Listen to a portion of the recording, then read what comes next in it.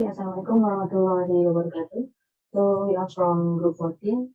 We're presenting about drought monitoring. With this, our member is Muhammad Romi bin Ismail, Muhammad Nafi Lesan bin Nur Azman, Nur Syamini binti Zainal Abidin, and me myself Siti Nabila binti Abdul Rahim. So next. So this is our role as Muhammad Romi as project manager, me Siti Nabila binti Abdul Rahim as a finance manager, Muhammad Nafis Ihsan as a software and hardware designer, and Nur Shamini binti Zainal Abidin as a integration and product lead. So next. So we start with a problem statement, which is the introduction of drought has a wide-ranging impact on our life, since water is essential to many human activities. Other than human, all the living life, such as animals and plants, also require water to survive. Water is required to produce enough food that we consume. When we don't have enough water for some activities due to drought, many individuals and many various situations suffer in a variety of ways. So there are several problems that have encountered during drought season, which first, drought has a wide-ranging impact on our lives, since water is essential to human activities, including farming. Drought issue is commonly shortfall of water supply, surface water or groundwater. So by this limitation, drought has a limited effect on crop of production as well as affecting the growth rate of plants such as paddy. Next, I will pass to Okay, thank you. Okay, how are we going to do the project? Okay, this project is a simple Arduino to detect drought using a soil moisture sensor that will light up LED when the moisture level reach a specific threshold. By putting the sensor in the soil pot, it may operate at a variable resistor or capacitor whose resistance or capacitance changes as the soil moisture changes. This variable sensor is linked in a voltage divider setup, and the Arduino will collect a voltage corresponding to the resistance or capacitance of the variable sensor in the soil pot. Then the resistive and capacitive value can be measured and monitored in the Arduino software. A certain threshold is set so that the LED on the board will light up when the value of the resistive or capacitive gathered for the sensor is above the threshold, which indicates the soil are in drought state. Low value of the capacitance or resistance means that the soil are high in moisture, while high value indicate otherwise. When the soils are in drought state, water can be added, thus the LED will turn off and the value of the resistance and capacitance will decrease. Figure 1 and Figure 2 show the configured Arduino with soil moisture sensor in the soil when taking the measurement of moisture level in the soil. Okay, next. Okay, what are we expecting? We're expecting when measuring the capacitance or resistance value from the soils moisture sensor is able to function and give accurate reading on the moisture level of the soil. Soil moisture sensor will be able to differentiate the level of moisture in the soil and transfer the data to our main server. The data can be used to determine whether the level of moisture in the soil in a certain area exceed the threshold, which indicating drought state. Lastly, we expected that this project will be successfully implemented in the real world. Okay, next. So there are some impact of this project to community and society. This project can help the community and society to improve the product quality by alerting the growers if the soil moisture is suitable enough for farming if the drought season is starting. Other than that, sensors that connected to the water supply can help growers to schedule water supply and distribution, so it will help the growers to save more time. And the last one, and the most important part for this project, is to ensure and monitor the level of moisture soil. Growers can be alerted by a soil moisture sensor if the moisture set level reach a specific reading. So next. We are moving on to the literature review. For the literature review, we have gathered 10 references, consists of 5 from the technical paper, 3 from web articles, and 2 from other sources that we have and support our project proposal. In this presentation, we'll be including only a few from the original proposal. Okay, the first is flood and drought management technical paper by Kumari. According to Kumari, farmers in nations like India relies on monsoon for agriculture. Rainwater is collected in nearby dams or canals and used by farmers for irrigation in the future, which is beneficial when the rain keeps going throughout the seasons. However, the problem worsens if the rains end in the middle of the season, causing drought. Kumari also stated that the farmers are unaware of the quantity of the water required by any plants. And because the irrigation area is huge, farmers continue to irrigate their field in a precise manner. Kumari also added that if the farmer is unsure about how many water is required, The farmer will continue to water the plant until he is confident. This is that this quantity until he is confident that this quantity is sufficient, wasting the safe water and creating problem. This problem can be solved using IoT technology. The regular irrigation will be turned to automation irrigation. Kumari suggested that volumetric water contents and soil moisture sensor can be a good pick that will help the farmers in conserving the water for a long time by ensuring that the ample amount of water is delivered to the crops and measuring the soil water deficit for the scheduling of the irrigation. This sensor will be attached to Arduino that will notify the farmer based on the calculation of soil water depletion. When moisture of the soil start decreasing than the normal, with the help of good internet connection. For the result, Kumari recommends that the final data will be displayed on the screen of the application will be used by the end user after the data been taken from the sensor and stored in the cloud. Okay, next. So we move on to the second technical paper, which is drought forecasting using SPI and DAI by Huang et al. So Huang et al. 2016 has studied on drought forecasting techniques such as SPI and EDI. The primary goal of the study is to examine and estimate the intensity and spread of drought phenomena. Droughts are caused by inadequate of weather and continuous duration of extreme heat. Droughts, both recurring and permanent, will undoubtedly lead to dehydration of significant section of our world. In Huang et al.'s research, there is no universal agreed definition for droughts. A variety of drought condition and evaluation indices have been tasked with monitoring drought. Huang et al. Come out with an idea to use standardized precipitation index (SPI) and the effective drought index (EDI) as the two main methods. So two aspects of SPI precipitation we use to forecast future drought event, which is the gamma cumulative probability function, and the computation of futuristic SPI. EDI step is chosen as the second method for drought monitoring. As a result, the drought indices in the study can monitor the evolution of a drought event. For contact of future drought event, forecast might be built by combining predicted rainfall downscale using SPI and EDI method. Next.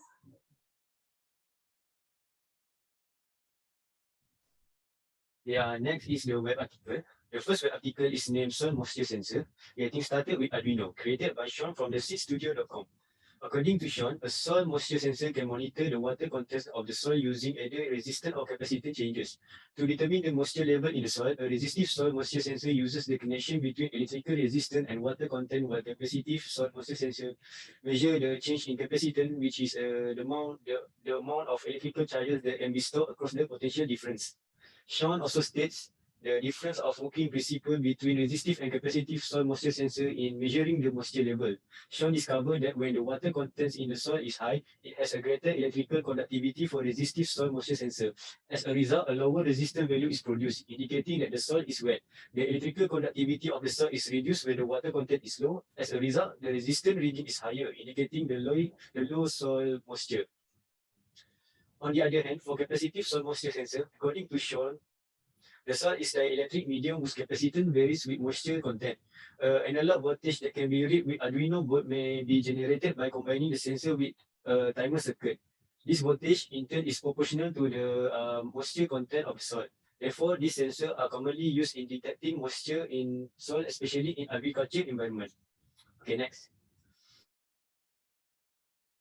So on to the second channel, which is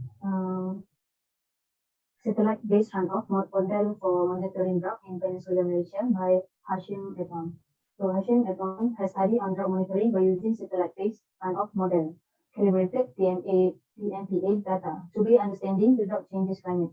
In Hashim et al., the use of satellite data to analyze the impact of drought on a regional to global scope is an indirect way. They depend on image-based parameter to indicate drought condition and generating forecasts need supporting data from ground observation.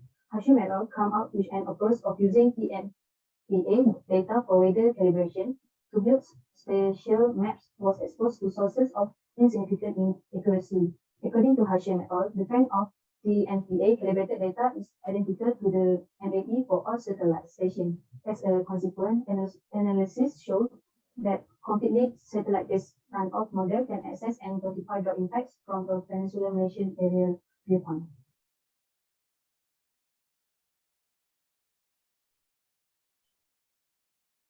So lastly, from others, his literature review is taken from YouTube video with a title IoT-based soil nutrient monitoring and analysis system by How to Electronics.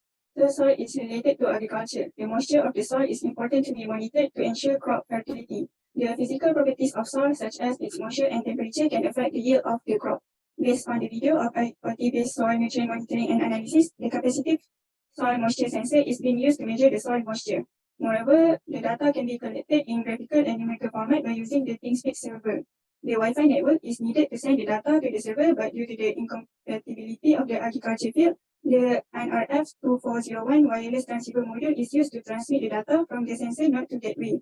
The transmitted data can be wirelessly delivered to the receiver across a kilometer distance. The receiver is made with an ESP32 Wi-Fi module that connects to a Wi-Fi network. The data can be uploaded to ThinkSpeak server via this Wi-Fi network.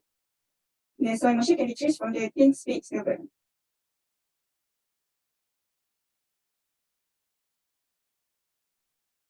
So move on to proposed methodology.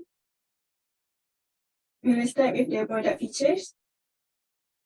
The function of the soil moisture sensor is to detect the moisture of the soil. The LED will remain light off when the resistive value is in the range below 750, but the LED will light up when the resistive value is above 750. There are the range of the resistive value on the soil moisture sensor, which are if it is below 500, it is too wet. And if it is in the range of 500 to 750, it is perfect. But if it is above 750, it is dry and the LED will light up. So lastly, the data will be displayed on the monitor. Next. Okay, so this is the block diagram of our product. So there is one input and two output. The soil moisture sensor will be the input, while LED and the monitor is the output. When it reaches certain range, the LED will light up and the data will be displayed on the monitor. So I will pass to Nafis. Okay, now we will move to the system. We move to the system flowchart. So the figure shows the system flowchart. So first off, at the start, the motion sensor will be on. Next, moving to the sensor processing, and this processing will detect if the soil is present. So if there is no soil is present, it will continuously looping until it senses the presence of the soil. So if yes, it will start calibrating the sensor, which at this process, the sensor will start to take the reading. So next, it goes to the three conditional values. So first off is if reading is below 500. So if yes, its reading is below 500, the monitor will display the reading and shows the status. So if not, it will move to the next condition, which is if reading is in between 500 and 750. So if yes, the same as before, it will shows the display on the monitor includes the status. So if not, it will go to the last conditions. If the reading is above 750, the LED will light on and also displays the monitor and the status. So after all the conditions are met, it will go on a delay and look back to the calibrating sensor, and it will start again take reading of the moisture in the soil and goes into the conditions. Next is the programming flowchart. So in this programming flowchart, the hardware involved are the moisture sensor itself, the LED, the monitor, and the Arduino Uno. So the function of the moisture sensor is to take the reading of the soil. The LED is to light up when the reading reaches a certain threshold. Next is the monitor, which is to display the value of the moisture sensor and display the status. And lastly, the Arduino, which integrates the system, includes the coding. So first of the flowchart, it will turn on the sensor. And next, if the soil is not present, the sensor will always turn on in a looping method. So if soil is present, if yes, it will start reading. Reading equals to analog read. And if after that, it goes to these three conditions. So if reading is below 500, and yes, the monitor shows output reading, the status is soil is wet. If not, it goes to the second condition, reading equals, if reading above and equal to 500 and reading below 750. So if yes, it goes to the monitor, output display the reading and shows status, soil is perfect. So if not, it goes to the last condition, if reading is above 750, the LED will turn on and the monitor shows the output, the value of the output and the status, soil is dry. after the three conditions are met, it will goes on to the delay, 1 minute delay, and again looping back to the starting, which the soil sensor reads again the new value of the soil. So that's all from the proposal for our group. Thank you very much.